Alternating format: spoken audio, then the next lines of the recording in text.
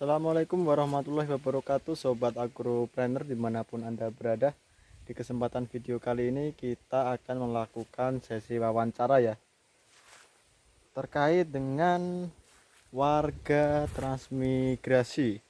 Kita lihat di belakang saya ini ada lahan pertanian ya, ada tanaman bawang, daun bawang, kemudian kangkung, bayam, dan lain-lain. Nah, bagaimana kiat kerjanya? Langsung saja kita masuk ke sesi wawancara.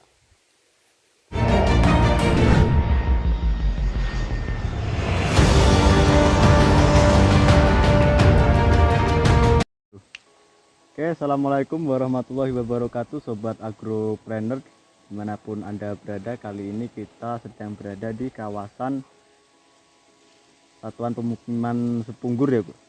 Satuan Pemukiman Sepunggur, di mana ini bertepatan di Kabupaten Bulungan, Provinsi Kalimantan Utara. Kali ini kita sedang berada dan bersama seorang warga transmigrasi. Langsung saja, dengan siapa Bu? Bisa memperkenalkan diri? Ibu Nuryono. Ibu Nuryono. Asal?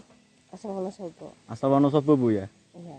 Asal Wonosobo. Pertama datang di Sepunggur ini, di transmigrasi ini tahun berapa Bu? Tahun 2017. 2017 di bulan Desember. Bulan Desember ya Bu. Iya. Oke. Tentu saja ketika berdatang ke Sepunggur ini tidak serta-merta lahan langsung tertata seperti ini Bu ya. Iya.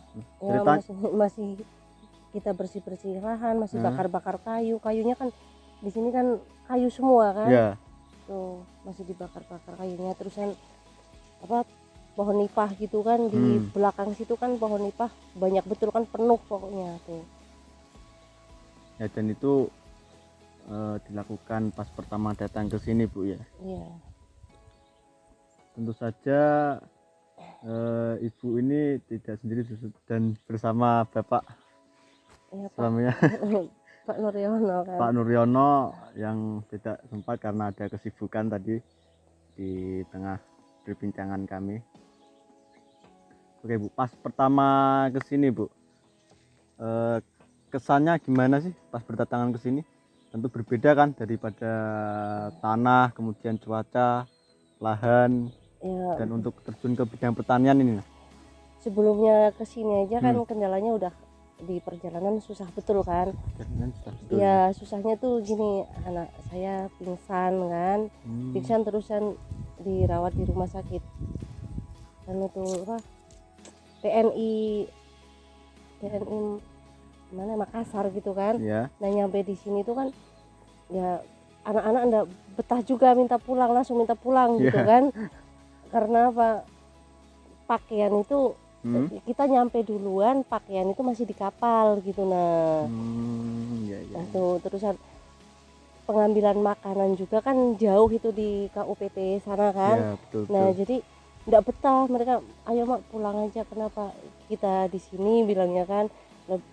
Lagi pula banyak juga kayu, terusan pokoknya air bersih belum ada gitu. Nah terus nggak ada air minum sama sekali gitu kan.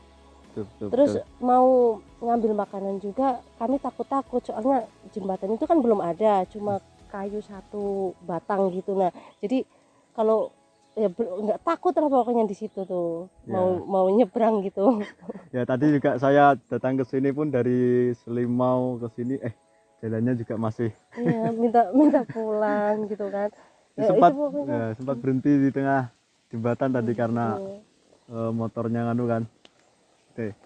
Itu dari jalur transportasi juga susah, kemudian medan yang medannya susah ya. sangat susah.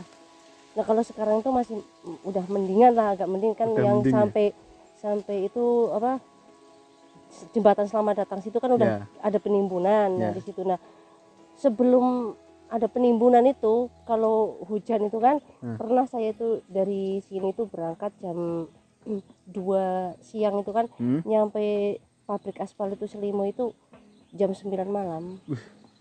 Itu Itu karena Untuk kondisi jalan Bu, ya. kondisi jalan, jadi motor didorong juga ndak bisa, terus mau jalan kaki pilih jalan juga udah ndak bisa gitu. Nah jadi sampai Selimo itu ya kita ndak berani ngapa-ngapain, cuma takut mau beli air minum aja takut karena apa, rambut apa itu berlumpur semua sudah tuh. Ya, itu bahkan sekarang tuh masih mending kan Bu? Paling mending sekarang udah ada penimbunan Udah ada gitu penimbunan. loh ya. Oke. Kemudian Bu, kita bahas di lahan Bu. Tidak serta-merta lahan ini yang dulunya pasang surut kan Bu, Pasang surut ya. kemudian air yang sangat tinggi, di adanya tanggul ini Bu. Ini dari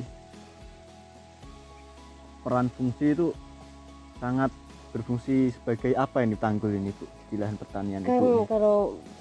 kalau sebelum ditanggul kayak gini kan, belum ada tanggul blok itu kan, kalau pasang itu kan air itu bukannya apa lagi Mas, air ini di sini tuh kayak lautan, sudah nggak kelihatan tanaman sama sekali itu. Misalkan sekarang Bapak nyangkul bikin gulutan itu kan, nah nanti kalau tiba-tiba pasang itu gulutannya tuh ngambang semua tanahnya itu. Sekarang misalkan ditanemin bawang prenya ngambang semua itu. Ini baru 1 tahun bisa kami tuh tanemin itu.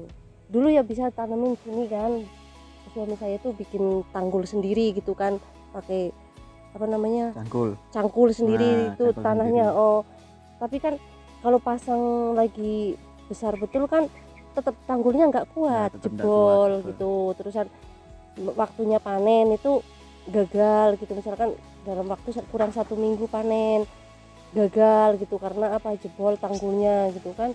Terusan inilah ya, alhamdulillah udah ada tanggul blok, itu sangat bermanfaat sekali gitu kan. Nah setelah ada tanggul blok, kalau itu di jalanan itu kan ditambahin tanggul lagi karena apa, itu airnya tuh mengalir ke sini ke lahan, jadi itu ditambahin lagi di jalan situ, ditinggiin lagi. Nah, jadi dari sebelumnya lahan ini pasang surut, kemudian diadakannya tanggul dalam 1 tahun yang lalu Bu ya, kurang lebih 1 tahun yang lalu, sangat membantu dan sangat berproduktif lahan ini sebagai lahan pertanian milik Ibu ya. Terusan ini kan Bapak itu kan sendirian gitu kan, jadi dalam waktu 1 tahun ya kami itu ya udah berterima kasih sama suami saya karena apa, udah dikerjain semua gitu kan, udah ada hasilnya gitu. Ya enggak kebayang juga ya, membuka lahan sendiri secara manual seperti ini kan, secara manual itu bahkan dari lahan yang basah kemudian tertata rapi demikian rupa sehingga produktif pada tanaman tertentu yang dibudidaya Ibu. Kita bahas tentang tanaman lebih dulu Bu. Di sebelah sana ada tanaman apa Bu? Itu sebelah sana ada ubi rambat, terusan yang di sini kangkung. Terusan ini bayam cabut kan, ini bawang pre. Nah itu kemarin kangkungnya itu pas nanam kangkung itu yang 2 gulut itu enggak tumbuh maksimal karena apa, pas kita nanam itu 1 minggu itu panas, enggak ada hujan. Terus kita mau nyiram enggak berani juga, airnya asin kan. Masih asin, nah gitu, jadi itulah, jadi enggak maksimal tumbuhnya gitu. Itu kangkung. Kalau nanamnya kangkung ini Bu, disebar atau bagaimana? Di ditimbun gini kan, maksudnya di baris gini kan, terusan ditimbun gitu, timbun sedikit. Iya. Jadi setelah membuat gulutan tadi dikasih garis untuk sebar benih kangkung tersebut. Setelah itu dilakukan penimbunan dan perawatan di situ. Iya, tapi kan kendalanya tuh panas 1 minggu kan. Ya kemarin tuh ya. Kemarin tuh, jadi enggak ada hujan sama sekali. Terus kan mau nyiram enggak berani juga, airnya asin. Airnya masih asin. Itu kangkung. Kemudian di situ ada lagi Bu, bayam. Sistem tanamnya gimana Bu? Juga. Kalau bayam itu cuma ditebar aja. Langsung sebar di lahan? Di lahan. Jadi pengolahan lahan, kemudian lahan tersebut digemburkan terlebih dahulu dengan menggunakan alat manual cangkul atau dan sebagainya yang mendukung itu. Kemudian bibit itu langsung disebar gitu aja Bu ya untuk bayam. Gitu, bayam. Tapi alhamdulillah itu bagus juga kan. Tapi kalau bayam memang panennya itu enggak secara kayak kangkung langsung gitu, enggak. Jadi dipilih yang besar-besar aja, kan tumbuhnya nggak serempak kalau bayam. Ya itu juga karena faktor kesuburan tanah yang tidak merata itu juga satu. Kemudian juga Ya kendalanya cuma pupuk kendalanya, aja lah. karena distribusi juga sangat Ah, sulit juga kan di iya, sini. soalnya gini loh, sekarang kan pupuk apa ya adanya yang non subsidi itu kan nggak ada Nggak ada. subsidi gitu. Nah jadi kan mahal. Nah kalau mahalnya itu nggak masalah, tapi kita itu belinya itu kan jauh. Betul. Nah terusan kalau kita mau pakai ketinting itu ongkosnya itu udah Ongkosnya berapa mahal. gitu. Nah disitulah kita butuh peran Gitu orang-orang terkait di situ. lah. Kemudian di sampingnya lagi ada tanaman daun bawang Bu ya. Daun bawang Daun bawang sebanyak 2 bedeng nih Bu ya. 3 bedeng ya. 3 bedeng. Kalau untuk daun bawang ini Bu, menanamnya dari benih langsung jadi tanam atau benih sebar? Ini udah namanya apa, bibitnya udah jadi bibit ya namanya. Oh itu sudah jadi bibit siap tanam gitu siap ya? tanam. Itu langsung ditanam. Langsung ditanam. Terus kan itu ada apa namanya, ini apa ya namanya tuh, Gulma, rumput. bukan yang binahong. Oh binahong ya, di sela-selanya itu Bu ya. Selesainya binahong. Ya, kemudian dari tanaman yang budidaya kayak bawang daun dan juga bayam dan kangkung, kalau berbicara tentang tanam menanam ini pasti tidak jauh dengan yang namanya gulma Bu ya, atau rumput ya. Apalagi Ibu kan di sini menanam tidak menggunakan mulsa, belum ya? Belum sama sekali. Ya, ini tentu saja mengeluarkan tenaga dan biaya ekstra untuk mencabut secara manual Bu ya. Secara manual. Nah, bisa diceritakan Bu bagaimana sih pengendalian rumput ataupun gulma ini? Ini loh ya, misalkan bawang pre itu kan Ya. baru nanam 2 minggu lah. 2 minggu itu kan waktunya, setelah 2 minggu itu waktunya pemupukan kan. Nah kalau 2 minggu tuh belum apa, itu rumputnya itu udah panjang-panjang gitu loh. 2 minggu Bu ya? 2 minggu tuh rumputnya udah panjang-panjang ya, kita terpaksa bersihin rumputnya dulu, baru nanti kalau udah selesai baru pemupukan gitu. Jadi rutinitas setiap 2 minggu. 2 minggu tuh ya, kalau sudah mulai banyak ya rumput-rumput. rumputnya kalau daun bawang itu kan 2 minggu. Oke, itu untuk daun bawang. Kemudian kita lanjut. Di sini ada tanaman serai. Ya. Ya, ini kita bahas dulu tentang pengolahan lahannya Bu. Bagaimana sih Bu pengolahan lahannya? Apa perlu dicangkul atau langsung ditanam demikian rupa? Ini tetap dicangkul dulu ya, kalau nggak dicangkul kan nggak bagus juga gitu kan. Nah dicangkul baru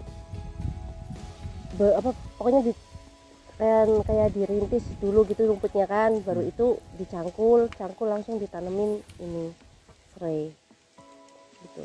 Baik. Tapi kalau serai itu kan kita bersihin rumputnya itu kan 1 kali atau 2 kali aja gitu kan, soalnya kalau udah tumbuh agak tinggi gitu kan rumputnya udah agak berkurang, beda dengan kayak daun bawang gitu. ya, itu karena faktor pertambahan akar yang semakin sedikit semakin banyak juga mempengaruhi jumlah pertumbuhan bunga di sekitarnya Bu ya. Jadi perawatannya lebih enak ke serai gitu, lebih enak. Kalau untuk penanamannya Bu dari bibit kah atau dari mana? Oh dari bibit juga. Dari bibit siap tanam itu tadi. Siap tanam. Jadi kita nuain serai yang itu kan kalau udah tua itu kan agak besar itu anunya kan, terusan baru dipilih jadi bibit. Baik. Itu untuk tanaman serai Bu ya. Iya. Kemudian ada lagi Bu? Itu kates di belakang. Di sebelah sana? Ya. Kates California, juga ada kates sayur yang buat diambil daunnya, daun sayur, terus diambil bunganya kalau panen. Kalau sebelah sini rumput. Untuk rumput buat pakan kambing, apa namanya, pacong. Oh, rumputnya tuh yang odot kayak Ya, pacong gitu ya. pacong, terusan ada apa namanya ya, Indovira gitu Ya. kan, buat pakan kambing. Ya, rumput-rumputan yang unggul yang bisa untuk buat pakan Pakan kambing Bu. kambing ya, peternakan gitu. Kalau untuk daun serai ini Bu, ini di usia berapa ini Bu? Kalau ini 3 minggu 3 minggu pasca tanam, tanam. sudah tinggi-tinggi. Hmm. Untuk pemupukannya Bu, perawatan dan juga pemupukannya Kalau pemupukan itu 2 kali 2 kali dalam kan. Kalau serai ini kan 6 bulan panen. 6 bulan panen, ya. 6 bulan panen terusan, jadi waktu 2 bulan sama 4 bulan baru pupuk lagi, 2 bulan pupuk kan, 4 bulan pupuk lagi gitu. 6 bulan panen. Baik. Kalau yang agak subur juga bisa 4 bulan juga bisa panen sudah. Ya, tentu saja di lahan yang baru saja dimulai untuk produktivitas lahan pertanian, tentu saja perlu kita adaptasi ya, tidak serta-merta langsung sedemikian rupa langsung subur dan lain sebagainya Bu ya. Tentu saja perjuangan yang sangat ekstra Bu ya. Kemudian lanjut ke penjualan hasil panen ini Bu. Kalau Arahnya kemana ini Bu? Atau ada pengepul yang datang ke sini atau kita menyetorkan ke satu tempat dimana pengepul itu atau gimana Bu? Kalau penjualan itu pengepul datang ke sini ya, jadi diambil di rumah. Kadang kalau lewat darat itu kan diambil di rumah, tapi kalau jalannya lagi becek itu lewat jalan air kan, pengepulnya itu jadi suruh nganter ke kayak dermaga gitu lah, itu suruh situ. Tapi tiap hari itu pengepul itu selalu datang, Pasti ada Bu pasti ya? ada gitu. Dan itu datang kemudian menyediakan spot bagi para warga yang ingin menyetorkan di situ. Karena keterbatasan di jalur darat yang diakses kan Bu, jalanan becek apalagi musim hujan kayak gini kan. Terus nggak bisa bawa banyak kan, kalau Ya, pakai motor itu kan nggak bisa bawa banyak, jadi kalau pakai jalan air itu kan sekalian banyak gitu. Ya, lewat ketinting ya Bu ya? Iya, pakai ketinting. Akses ketika jalan darat sulit dilalui dengan lumpur dan lahan pasang surut, jalan sulit dilewati, maka perlu ketinting untuk menyuplai ke masyarakat ataupun pasar yang dituju Bu ya. Kalau untuk biaya kita menyenturkan apa ada kurs dari harga seumpamanya gini Bu, harga dari jual tani itu 5.000 atau 10.000, maka kita membayar ketinting atau gimana tuh? Oh, kalau gitu enggak kan, udah ketinting itu kan udah dari pengepul itu kan. Iya. Nah, pengepul sendiri, jadi ya misalkan harganya kayak daun ubi umpamanya satu ikat 2.000 gitu ya, udah 2.000 gitu. Kayak gitu. Enggak kita diambil ongkos itu enggak gitu. Kan ongkos itu kan udah dari pengepul sendiri gitu.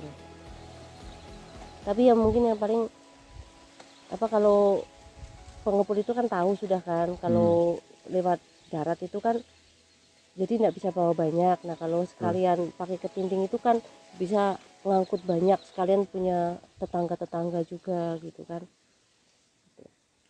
Lahan seluas ini pun tentu saja